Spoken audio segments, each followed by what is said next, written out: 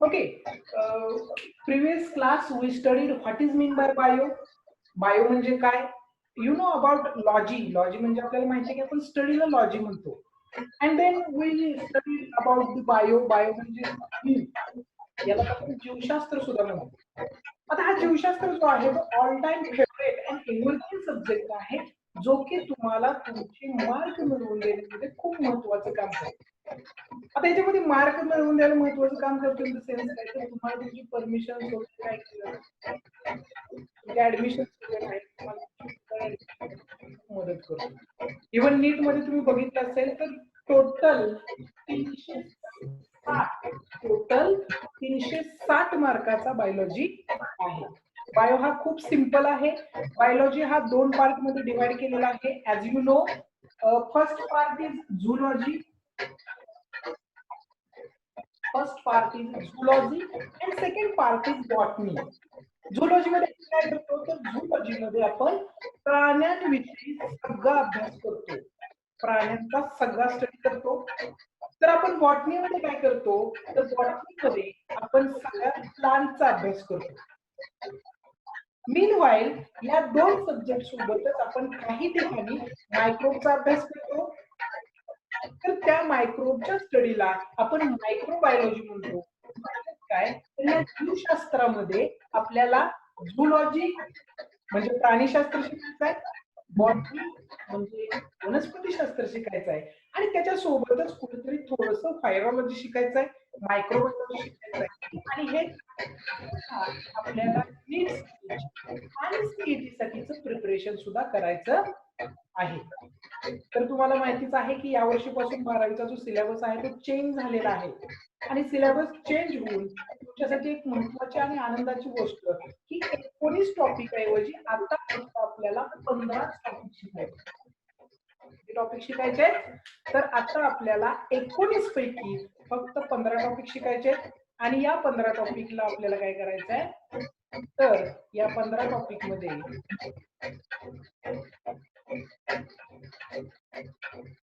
हे 15 टॉपिक आपल्याला शिकायचे. त्यातला जो फर्स्ट टॉपिक आहे तो फर्स्ट टॉपिक आपण स्टार्ट करतो आहोत आज. आय होप सो सगळ्यांना माझा आवाज क्लिअर येतोय. Okay, we discussed about the reproduction of higher and lower plants.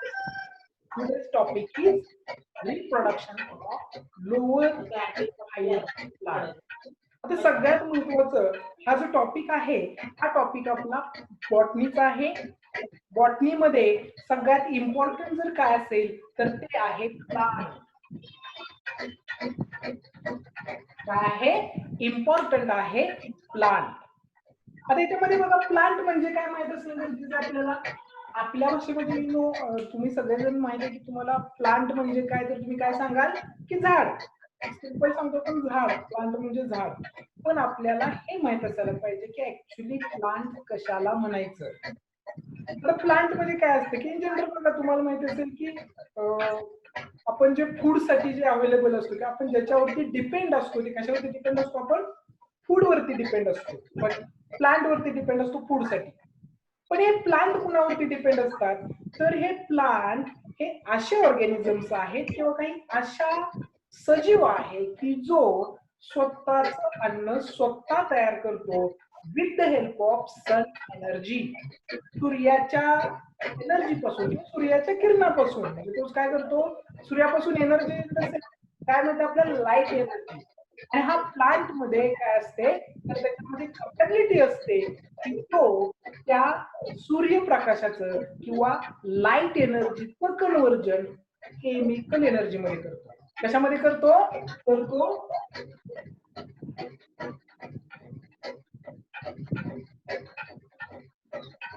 लाईटचं कन्व्हर्जन, लाईट एनर्जीचं कन्व्हर्जन तो केमिकल मध्ये करतो, आणि त्या केमिकल पासून तो फूड तयार करतो, आणि स्वतःच फूड तयार करायचं काम तो करतो. तुम्हाला कधी विचार पडलाय का की आपण आज जो टॉपिक शिकतोय की तो टॉपिकचं नाव काय, रिप्रोडक्शन. आणि या रिप्रोडक्शन मध्ये आपण कशाचं रिप्रोडक्शन बघतोय, तर ते काय लोअर अँड हायर प्लांट्स आहेत, या प्लांट्सचं रिप्रोडक्शन आपण बघतोय. इम्पॉर्टंट पॉइंट आहे प्लांट्स. काय आहे? प्लांट्स. आता या प्लांट मध्ये इन जनरल आपल्याला काय बघायचं आहे की बऱ्याच वेळा तुम्हाला कधी प्रश्न पडलाय का की प्लांट मध्ये रिप्रोडक्शन कसं होतं? भरपूर सारे प्लांट आपल्याला दिसत असतात, पण प्लांट मध्ये रिप्रोडक्शन, फॉर एक्झाम्पल जर तुम्ही अॅनिमल्स घेतले तर अॅनिमल मध्ये रिप्रोडक्शन कसं होतं हे आपल्याला माहिती आहे, पण प्लांट मध्ये कशा प्रकारचं रिप्रोडक्शन होतं हे आपण कधी बघितलं, तुम्ही कधी विचार केला की कशा प्रकारे होतं? इन जनरल आपल्याला आज तेच शिकायचं आहे की रिप्रोडक्शनची जी काय मेथड आहे ती कोणत्या प्रकारची मेथड काय केली जाते, फॉलो केली जाते, हे आपल्याला बघायचं या टॉपिक मध्ये. इन जनरल काय असतं की बऱ्याच वेळा काय असतं की रिप्रोडक्शन काय आहे तर सेम आपल्यासारखा दुसरा ऑफस्प्रिंग तयार करणं आणि त्याच्यामध्ये आपले इनहेरिटेड कॅरेक्टर असणं, मॉर्फॉलॉजिकल सिमिलर असणं, आयडेंटिकल असणं, याला आपण काय म्हणतो? Reproduction. Reproduction means what? Parent जसा पॅरेंट आहे त्याच्यासारखा यंग वन्स तयार करायचं, ही जी प्रोसेस आहे या प्रोसेसला सिंपल भाषेमध्ये आपण काय म्हणतो? रिप्रोडक्शन म्हणतो. पॅरेंट सारखा यंग वन तयार करायचं, ही जी प्रोसेस आहे या प्रोसेसला आपण रिप्रोडक्शन म्हणतो. आता रिप्रोडक्शन का गरजेचं आहे? रिप्रोडक्शनची गरज काय आहे? तर तुम्हाला माहित असेल की खूप आपण भरपूर सारे पिक्चर्स वगैरे बघतो बघा, आणि या पिक्चर्स मध्ये तुम्ही डायनोसॉरचे वगैरे, तर डायनोसॉर खूप पूर्वी होते, आता आहेत का डायनोसॉर? नाहीयेत. का नाहीयेत? कारण त्या डायनोसॉरनी काय केलेलं नाहीये, रिप्रोडक्शन हे त्यांच्यामध्ये झालेलं नाहीये. आणि रिप्रोडक्शन न झाल्यामुळे काय झालं तर जी काही कंटिन्युटी आहे, ज्याला आपण स्पेसिस कंटिन्युटी, लाईफ कंटिन्युटी म्हणतो, ती कंटिन्युटी त्यांच्यामध्ये राहिलेली नाही. आणि म्हणून आज आपल्याला डायनासोर हे फक्त ॲनिमेटेड किंवा फक्त पिक्चर मध्येच बघायला भेटतात. रिअल लाईफ मध्ये डायनासोर आता राहिलेले नाही. ओके, त्यासाठी रिप्रोडक्शन का महत्वाचं आहे तर त्या स्पेसिसची कंटिन्युटी, त्याचबरोबर त्या लाईफची, ही जी काय अर्थ आहे या अर्थवरती लाईफची कंटिन्युटी ठेवण्यासाठी. जर समजा ह्युमन मध्ये रिप्रोडक्शन नसलं असतं, अॅनिमल मध्ये रिप्रोडक्शन नसलं असतं, प्लांट मध्ये रिप्रोडक्शन नसलं असतं, तर काय झालं असतं? एक अॅनिमल एक ठराविक वयोमर्यादा संपल्यानंतर किल झाला असता, मेला असता. ह्युमन असेल 100 वर्षानंतर मरतो, एखादं झाड असेल एका ठराविक वर्षानंतर मरतं, पण त्यानंतर मग पृथ्वीवरती काय झालं असतं? कोणीही जिवंत राहिलं नसतं. आणि तसं होऊ नये म्हणून काय करायचं आहे तर लाईफची किंवा स्पेसिसची कंटिन्युटी ठेवण्यासाठी काय करणं गरजेचं आहे? रिप्रोडक्शन करणं गरजेचं आहे. आता याच्यामध्ये रिप्रोडक्शन जे प्लांट आहे त्या प्लांट मध्ये रिप्रोडक्शनचे किंवा ओव्हरऑल सगळीकडेच रिप्रोडक्शनचे दोन वे किंवा दोन काइंड्स आपल्याला बघायला भेटतात. What is mean by kinds? तर त्याचे टाईप किती आहेत, किती प्रकारे रिप्रोडक्शन केलं जाऊ शकतं. आता हे काय आहे ते आपण मुलांना डायरेक्ट काय करतोय की डायरेक्ट आपण 12वीचा फर्स्ट टॉपिक चालू केलाय की ज्याचं नाव आहे reproduction of lower and higher plants. आता हे का आपण डायरेक्ट चालू केले? कारण याच्या आधी आपण इयत्ता 11वीच्या क्लासमध्ये शिकलेलो आहे की जीव कशाला म्हणायचं, जिवंत कुणाला म्हणायचं, बायोलॉजी काय आहे, सजीव काय आहे, आणि सेल कशाला म्हणायचं, सेल काय असतात, यासारख्या बऱ्याचशा गोष्टी आपण काय केलेल्या आहेत याच्या अगोदर आपण शिकलेलो आहे. So today we start the reproduction of lower and higher plants. त्याच्यामध्ये kinds of reproduction. Kinds of reproduction मध्ये आपल्याला दोन गोष्टी बघायच्या आहेत. Okay, kinds of reproduction. First is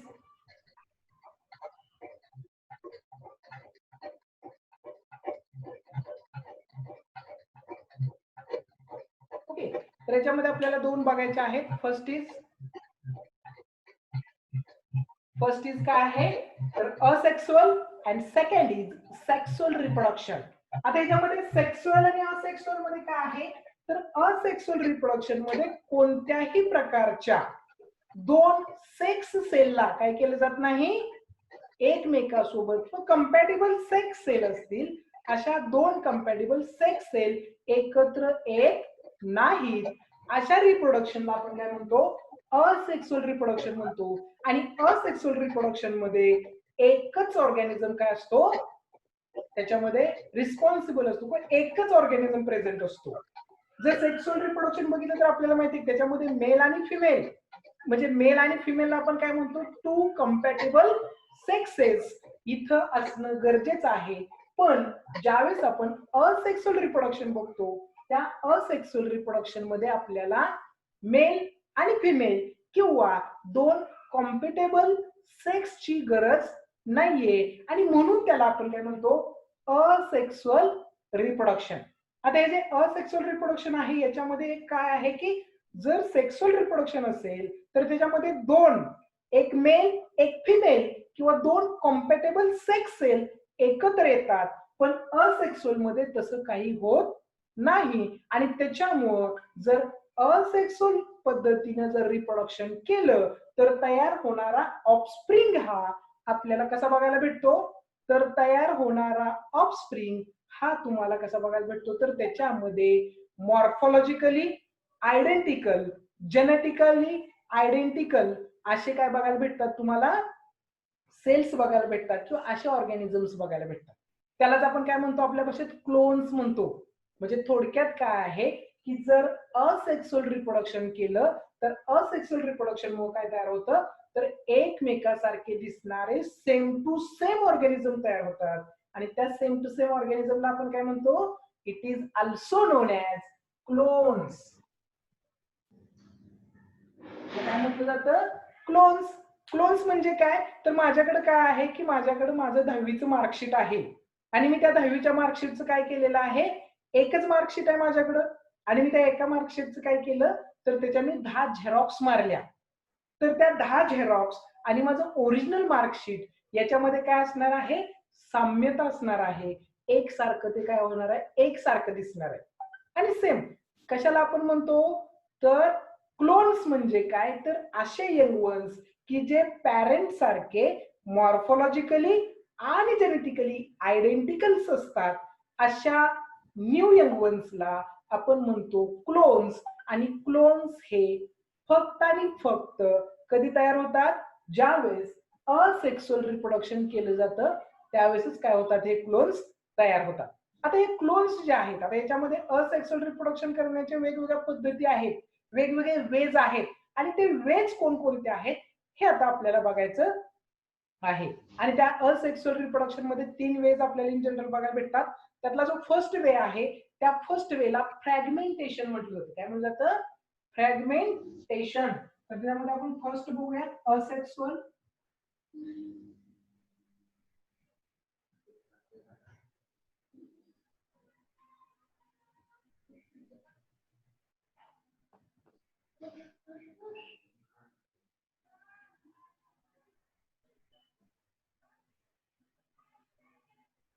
okay, तर हे 3 पॉइंट इम्पॉर्टन्स आहेत.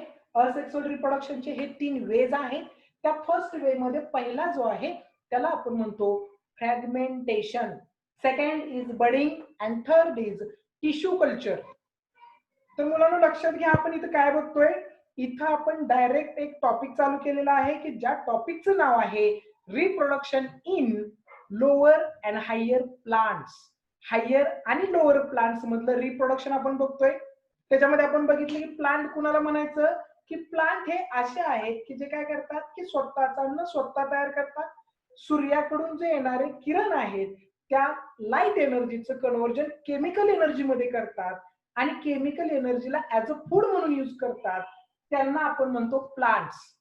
प्लांट्स मध्ये आपण बघितलं की याच्यामध्ये कोणत्याही प्रकारचं रिप्रोडक्शन साठी दोन, तुम्ही असं कधी बघितलंय का की दोन प्लांट एकत्र आले आणि त्या दोन प्लांटनी एकत्र येऊन रिप्रोडक्शन केले, तर नॉट एट ऑल. अशा प्रकारे आपल्याला कुठंच बघायला भेटत नाही की दोन प्लांट एकत्र येऊन रिप्रोडक्शन करतात. मग याच्यामध्ये रिप्रोडक्शन होतं कसं. आजही तुम्ही बघितलं असेल की खूप वर्षापूर्वी आपली आजी आजोबा होते त्यावेळेस पण आपल्याकडे आंब्याची झाडं होती. आजही आपल्याकडे आंब्याची झाडं आहेत. त्यावेळेस ही पेरूची झाडं होती, आजही आपल्याकडे पेरूची झाडं आहेत. कधी तुम्ही असं बघितलं की दोन आंबे एकत्र आले, रिप्रोडक्शन केलं, तिसरं आंब्याचं झाड तयार केलं आणि परत साईडला गेलेत. नो, असं होत नाही. तर त्यासाठी आपल्याला काय करावं लागतं, तर त्यासाठी काय आहे, प्लांट मध्ये रिप्रोडक्शनच्या दोन मेथड्स यूज केल्या जातात. First method is asexual reproduction and second method is sexual reproduction. त्याच्यामध्ये आपण फर्स्ट पार्ट बघतोय असेक्सुअल रिप्रोडक्शन. असेक्सुअल रिप्रोडक्शन मध्ये आपण काय सांगतोय की असेक्सुअल रिप्रोडक्शन हे असं रिप्रोडक्शन आहे की ज्याच्यामध्ये सिंगल ऑर्गॅनिझम भाग घेतो, एकच ऑर्गॅनिझम असतो आणि तोच रिप्रोडक्शन करतो.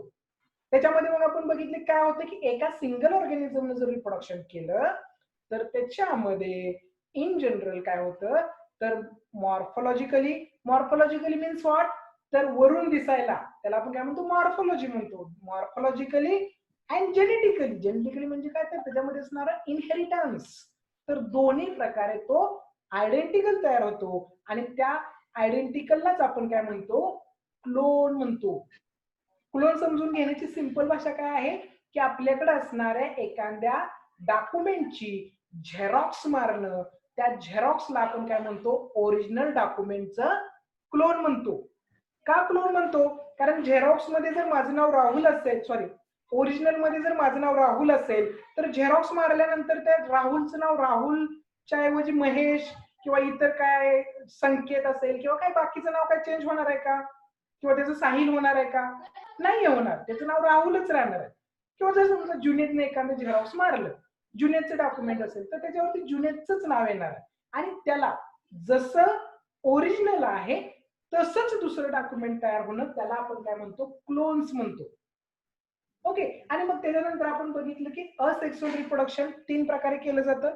3 डिफरंट वेज त्याच्यामध्ये आहेत आणि त्या 3 डिफरंट वेज मध्ये फर्स्ट वे आहे ज्याला आपण म्हणतो फ्रॅगमेंटेशन, सेकंड वे आहे ज्याला आपण म्हणतो बडिंग अँड थर्ड वे आहे ज्याला आपण काय म्हणतो टिश्यू कल्चर.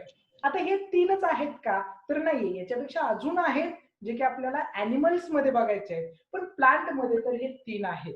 आता फ्रॅगमेंटेशन मध्ये तुम्ही जर स्पायरोगायरा बघितला असेल, स्पायरोगायरा, आता स्पायरोगायरा कुठं वाचलाय याच्या अगोदर, याच्या आधी कुठे स्टडी केलाय स्पायरोगायराचा? यू नो ऑल, सगळ्यांनी तुम्ही याच्या अगोदर स्पायरोगायरा बघितलेला आहे, बघितलाय, ऐकलंय स्पायरोगायरा तर ऐकलंय, 100% ऐकलेला आहे. आणि स्पायरोगायरा जे आहे ते आपण कशामध्ये बघितले? Kingdom Plantae. किंगडम प्लांटी मध्ये आपण काय केलेला आहे तो स्पायरोगायरा स्टडी केलेला आहे. तर तो जो स्पायरोगायरा आहे त्याच्यामध्ये असेक्सुअल रिप्रोडक्शन केलं जातं आणि असेक्सुअल मध्ये पण कुठलं फ्रॅगमेंटेशन. आता फ्रॅगमेंटेशन कशाला म्हणतो आपण? म्हणजे फॉर एक्झाम्पल माझ्याकडे काय आहे तर एक स्पायरोगायराची अशी सेल आहे, हे माझ्याकडे काय आहे स्पायरोगायराची सेल आहे. ओके. आणि याच्यामध्ये फ्रॅगमेंटेशन होतं. आता फ्रॅगमेंटेशन कशामध्ये होतं? त्याला वेगवेगळे रिझन्स असू शकतात, वेगवेगळी कारणं असू शकतात. कोणत्याही कारणाने ते काय होऊ शकतं त्याच्यामध्ये फ्रॅगमेंट्स पडू शकतात. म्हणजे फॉर एक्झाम्पल ही जर सेल असेल आणि या सेलमध्ये ही अशा प्रकारची सेल आहे माझ्याकडं आणि या सेलमध्ये काय झालं की इथून असा एक फ्रॅगमेंट पडला. इथून जर फ्रॅगमेंट पडला तर काही वेळानंतर ह्या 2 सेल, आता इथे एकच होतं, इथं फ्रॅगमेंट झाला म्हणजे काय झालं तर एक खाच पडली आणि त्याच्यामुळे काय झालं तर ही सेल सेपरेट झाली आणि ही सेल काय झाली सेपरेट झाली. इथं आपल्याला या एका फ्रॅगमेंटेशन मुळे काय झालं 2 सेपरेट सेल बघायला भेटल्या. याला काय म्हणतो आपण fragmentation. Fragmentation in the sense काय की एक सिंगल म्हणजे हा माझा हात आहे आणि इथं काय झालं की हा एक फ्रॅगमेंट झाला, हा सेकंड फ्रॅगमेंट, हा थर्ड आणि हा फोर्थ, म्हणजे हे 4 फ्रॅगमेंट झाले आणि हे 4चे 4 फ्रॅगमेंट काय करतात ऍज अ सिंपल हात आहे म्हणजे ही एक सेल आहे स्पायरोगायराची सेम. त्याच्यामध्ये काय झालं की काही कारणाने काय झालं की हा एवढा पार्ट त्यापासून सेपरेट झाला, याला म्हणायचं फ्रॅगमेंटेशन. म्हणजे आता काय झालं की हा एक स्पायरोगायरा आणि हा एक स्पायरोगायरा, म्हणजे फॉर एक्झाम्पल हा एक स्पायरोगायराची सेल झाली आणि हा एक स्पायरोगायराची सेल झाली. नंतर काही दिवसांनी काय झालं की इथे एक फ्रॅगमेंट पडला. ओके. आता काय झालं 3 सेल झाल्या, इथे एक फ्रॅगमेंट पडला, 4 सेल झाल्या, इथे एक पडला, 5 सेल झाल्या. तर अशा प्रकारे मेन सेल मध्ये काही ना काही कारणाने काय होतं त्याचे तुकडे होतात आणि त्या तुकड्यांनाच आपण काय म्हणतो फ्रॅगमेंट्स म्हणतो. आणि ते फ्रॅगमेंट नंतर एक सेपरेट एक न्यू इंडिव्हिज्युअल म्हणून काम करतात आणि त्याच्यामुळे काय होतं की एका स्पायरोगायरापासून काय झालं जेवढे फ्रॅगमेंट तेवढे नवीन स्पायरोगायरा आपल्याला तयार झालेले बघायला भेटतात. आणि याच्यामध्ये कुठेही 2 सेल एकत्र आल्या का? कुठेही दोन स्पायरोगायरा एकत्र आले का, दोन स्पेसिस एकत्र आले का, नाही. फक्त सिंगल स्पायरोगायराची एक सेल होती, त्याच्यामध्ये काही कारणाने फ्रॅगमेंट पडत गेले, त्याचे तुकडे पडत गेले आणि 5 सेपरेट स्पायरोगायरा तयार झाले. हा एक स्पायरोगायरा म्हणून काम करणार, हा एक, हा आणि हा. 5 स्पायरोगायरा झाल्या, जे की सुरुवातीला कसा होता, असा होता आणि एकच स्पायरोगायरा होता. याच्यामध्ये एक तुकडा पडला, 2 झाले, हा तिसरा तुकडा 3 झाले, चौथा, पाचवा आणि 6. अशा प्रकारे काय झालं, फ्रॅगमेंटेशन झालं आणि नवीन प्लांटनं किंवा त्या नवीन तुकड्याने काय केले, नवीन ऑर्गॅनिझम म्हणून काम करायला सुरुवात केली आणि त्यालाच आपण काय म्हणतो, it is a fragmentation method or it is a asexual reproduction method of plant. Then next or the most important, most common method in asexual reproduction is budding. Most common and most important method in asexual reproduction of plant is budding. आता budding मध्ये काय केलं जातं, तर in general बघा, budding मध्ये जे east आहे, त्या ईस्ट मध्ये वगैरे आपल्याला बडिंग झालेलं बघायला भेटतं. आता याच्यामध्ये काय बघा, इन जनरल काय असतं की बडिंग मध्ये काय केलं जातं की हा फॉर एक्झाम्पल हा एक काय आहे, माझ्याकडे असा एक सेल आहे आणि या सेलला काय झालंय की इथून अशी एक बड बाहेर आली. काय झाले की अशा प्रकारची बड बाहेर आली. तर हा जो बड बाहेर आलेला आहे, तर हा बड काही दिवसांनी, एका ठराविक दिवसांनी काय होतो, या मेन सेल पासून काय होतो, सेपरेट होतो आणि सेपरेट झाला की हे एक सेल आणि हा एक सेल, दोन वेगवेगळ्या इंडिव्हिज्युअल म्हणून काय करायला लागतात, काम करायला लागतात. म्हणजे फॉर एक्झाम्पल काय आहे की अशी एक मदर सेल असेल, काय असेल, एक मदर सेल असेल आणि या मदर सेलला आपल्याला काय बघायला भेटतं, तर अशी चेन ऑफ बडिंग बघायला भेटते आणि ही जी काय चेन ऑफ बडिंग आहे, म्हणजे काय आहे, this is a mother sale.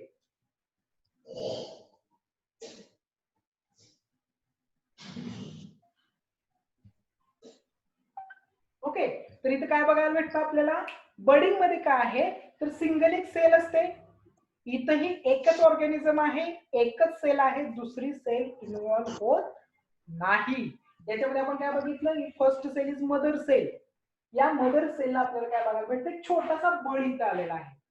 काही कालावधीने काय होतं की हा बळ जो आहे तो याच्यापासून काय होतो, सेपरेट होतो आणि हा परत काय करतो, ऍज अ न्यू इंडिव्हिज्युअल म्हणून काम करायला लागतो, हा मदर सेल म्हणून काम करायला लागतो. पुढे ही बड सेपरेट होते, ही बड सेपरेट होते आणि ही बड काय होते, सेपरेट होते. म्हणजे एका मदर सेलला आलेल्या 4 बड पासून 4 वेगवेगळे प्लांट्स तयार झालेले आपल्याला बघायला भेटतात आणि म्हणून या प्रोसेसला काय म्हटलं जातं, it is a budding process or it is a budding type of asexual reproduction. हे जे budding type of asexual reproduction आहे, हे इन जनरल आपल्याला जे काही ईस्ट वगैरे आहेत त्याच्यामध्ये इन जनरल बघायला भेटतं. त्याचबरोबर काही प्लांट्स आहेत की त्या प्लांट्स मध्ये आपल्याला हे बडिंग वगैरे बघायला भेटतं. बडिंग बद्दल तुम्ही काय सांगाल, it is a most common asexual reproduction. It is a most common asexual reproduction. याच्यामध्ये तुम्हाला फसवण्यासाठी 4 मार्काचा नीटचा क्वेश्चन विचारला जातो. कशामध्ये, असेक्सुअल रिप्रोडक्शन मध्ये. काय क्वेश्चन विचारला जातो, राईट डाऊन करून घ्या क्वेश्चन्स. तर तिथं काय विचारलं जातं तुम्हाला बघा, की याच्यामध्ये असेक्सुअल रिप्रोडक्शन बद्दल खालीलपैकी किंवा which of the statement is correct about the asexual reproduction. आणि मग त्याच्यामध्ये तुम्हाला ऑप्शन्स दिले असतील. फर्स्ट ऑप्शन असेल, इट इज, असेक्सुअल रिप्रोडक्शन मध्ये ऑप्शन काय असतील, फर्स्ट ऑप्शन असेल की it is a type of reproduction which, काय असेल, याच्यामध्ये 2 सेक्सुअल सेल एकत्र येतात. सेकंड ऑप्शन असा असेल की याच्यामध्ये कोणत्याही प्रकारच्या 2 सेक्सुअल सेल एकत्र येत नाहीत, पण 2 ऑर्गॅनिझम लागतात. तिसरा पॉइंट काय असेल याच्यामध्ये, की याच्यामध्ये आयडेंटिकल क्लोन्स तयार केले जातात, पण याच्यामध्ये फक्त एकच सेल, एकच ऑर्गॅनिझम काय करतो, ऍज अ पॅरेंट म्हणून काम करतो. तर ए, बी आणि सी मध्ये राईट ऑप्शन कोणता आहे आपला, इथं ऑप्शन आहे सी ऑप्शन हा आपला राईट आहे. आणि नीट मध्ये तुम्हाला सेम अशा प्रकारे काय केलं जातं, कन्फ्यूज केलं जातं. पॉइंट आपला खूप सोपा आहे बाळांनो, लक्षात घ्या तुम्ही. रिप्रोडक्शन हे दोन प्रकारे केलं जातं. एक आहे सेक्सुअल रिप्रोडक्शन आणि दुसरं आहे असेक्सुअल रिप्रोडक्शन. असेक्सुअल रिप्रोडक्शन मध्ये आपल्याला बघायचं काय आहे की एका ऑर्गॅनिझम पासून किंवा एकाच पॅरेंट पासून नवीन यंगवन तयार केले जातात, पण ते यंगवन सेम पॅरेंट सारखेच असतात आणि म्हणून त्यांना आपण क्लोन्स म्हणतो. याच्यामध्ये काय तयार केलं जात नाही, तर दोन कॉम्पॅटिबल सेल एकत्र आणल्या जात नाहीत. कॉम्पॅटिबल म्हणजे काय, तर एकमेकाशी कॉम्पिटिशन करणारे जे सेल्स आहेत, म्हणजे फॉर एक्झाम्पल मेल आणि फिमेल ह्या दोन वेगवेगळ्या सेल्स आहेत.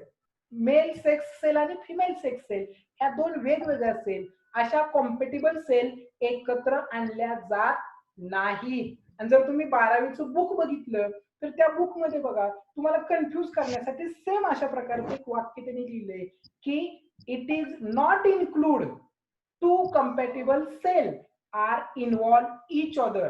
याच्यामध्ये दोन कॉम्पॅटिबल सेक्स सेल इन्व्हॉल्व होत नाहीत हे सांगितले. त्यानंतर आपण असेक्सुअल रिप्रोडक्शन मध्ये बघितलं, it is divided into three types, three ways. First way is fragmentation. Fragmentation मध्ये काय, फ्रॅगमेंट्स मीन्स व्हॉट, तुकडे. फ्रॅगमेंट कशाला म्हणतो आपण, तुकड्यांना आपण काय म्हणतो, फ्रॅगमेंट. म्हणजे जर समजा माझ्याकडे एक सेल असेल, या सेलचा एक तुकडा पडला तर हा वेगळा असेल, हा वेगळा, म्हणजे हा वेगळा वनस्पती झाला आणि हा वेगळा एक प्लांट म्हणून काम करेल. या सेलमध्ये परत एक तुकडा पडला तर इथं काय झाले, 3 प्लांट तयार झाले. परत याच्यामध्ये एक तुकडा पडला तर 4 प्लांट तयार झाले. म्हणजे काय आहे की जेवढे तुकडे पडतील तेवढ्या नवीन प्लांट्स किंवा नवीन इंडिव्हिज्युअल आपल्याला बघायला भेटतील.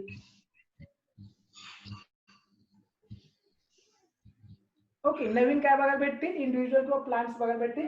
Then second budding. बडिंग मध्ये आपण काय बघितलं की बडिंग मध्ये एक मदर सेल असते आणि त्या मदर सेल मध्ये आपण काय बघितलं की त्या मदर सेल मध्ये आपल्याला बघायला भेटतं की एका मदर सेलला काही बर्ड्स तयार होतात, त्या बर्ड्स सेपरेट होतात आणि ती सेपरेट बर्ड काय करते, ऍज अ न्यू इंडिव्हिज्युअल म्हणून काय करते, काम करते. म्हणजे फॉर एक्झाम्पल हा माझ्याकडे मदर सेल होता, याच्यामध्ये हा बर्ड बाहेर आला, तर हा जो बर्ड बाहेर आलेला आहे हा बर्ड या सेल पासून सेपरेट होतो आणि हा सेपरेट इंडिव्हिज्युअल हा सेपरेट इंडिव्हिज्युअल म्हणून काम करतो. It is the most common type of or way of asexual reproductions. Okay, then next point आहे ज्याला आपण टिश्यू कल्चर म्हणतो. आणि या टिश्यू कल्चर मध्ये काय केलं जातं की खूप कमी प्लांटचा, ज्याला आपण काय म्हणतो की प्लांटचा खूप कमी पार्ट काय केला जातो, यूज केला जातो. खूप कमी पार्ट असतो ज्याला आपण मायक्रो प्रोपोगेशन म्हणतो. खूप कमी छोटासा एवढासा तुकडा घेतला जातो आणि त्याच्यापासून लॉट्स ऑफ प्लांट्स काय केले जातात, तयार केले जातात. आणि या लॉट्स ऑफ प्लांटलाच आपण काय म्हणतो, टिश्यू कल्चर. याच्यामध्ये आपण दुसरं काय यूज केलंय का, नाही यूज केले. याच्यामध्ये फक्त आणि फक्त आपण काय केलं, प्लांटचा एक छोटासा तुकडा यूज केला आणि त्या तुकड्यापासून आपण काय केलेलं आहे, तर त्या तुकड्यापासूनच आपण नवीन प्लांट्स तयार केलेले आहेत. याच्यामध्ये कुठेही दोन सेल एकत्र आणले नाहीत, कुठेही दोन ऑर्गॅनिझम एकत्र आणलेले नाहीत, म्हणून याला आपण असेक्सुअल रिप्रोडक्शन असं म्हणतो. तर मला वाटतं इथं आपण आज थांबूयात. जो बाकीचा जो पार्ट आहे तो बाकीचा पार्ट आपण नेक्स्ट लेक्चरला काय करूयात, कव्हर करून घेऊयात. याच्यामध्ये नेक्स्ट पार्ट जो आहे, नेक्स्ट लेक्चर मिस करू नका. जरी कोण डिस्कंटिन्यू झाला असेल तर त्यांना हे लेक्चर परत बघायला भेटेल, पण नेक्स्ट लेक्चर मिस करू नका. का, कारण याच्यामध्ये it is a most important topic for NEET and CET. पहिले दोन टॉपिक जे आहेत ते पहिले दोन टॉपिक तुमच्या सीईटी साठी आणि तुमच्या नीट साठी मॅक्झिमम मार्क्स देणारे आणि कमी एफर्ट्स मध्ये जास्त मार्क देणारे टॉपिक्स आहेत. So don't be miss next lecture. आणि इथंच आपण थांबूयात. जर याच्यामध्ये काही अडचणी असतील, आवाज येत नसेल, स्पीड होत असेल तर ते तुम्ही कमेंट बॉक्स मध्ये कमेंट करा. आणि नेक्स्ट लेक्चरला सगळ्यांनी प्रेझेंट राहा. याच्यावरती थोड्याशा शॉर्ट नोट्स तयार करा. तुमच्या शॉर्ट नोट्स ह्या तुम्हाला कॉम्पिटिटिव्ह एक्झामला किंवा ज्या तुमच्या एक्झाम्स आहेत त्याच्यामध्ये खूप मदत करतील. आणि जर काय प्रॉब्लेम असेल तर तो कमेंट बॉक्स मध्ये शेअर करा. Okay, thank you to once and all.